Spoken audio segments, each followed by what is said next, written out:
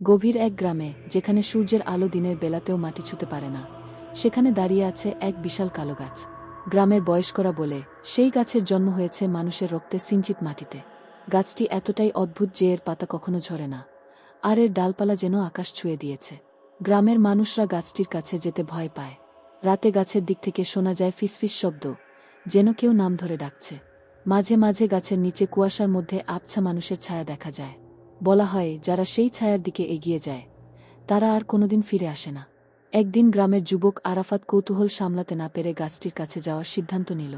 তার বন্ধুরা তাকে অনেক সতর্ক করল, কিন্তু সে হাসিমুখে বলল, গাছ তো গাছই, ভয় পাওয়ার কিছু নেই। সন্ধ্যা নামতেই সে গাছের দিকে যাত্রা শুরু করল।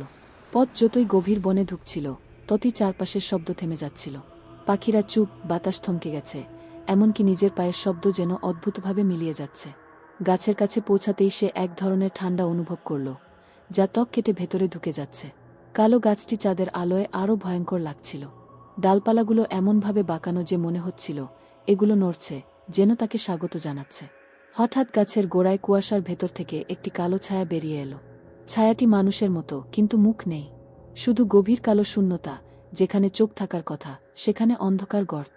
আরাফাত ভয় পেলেও পিছিয়ে গেল না। সে গাছের গুড়ি ছুঁতেই চারপাশের কুয়াশা ঘন হয়ে গেল। চোখের সামনে ভেসে উঠল কিছু দৃশ্য।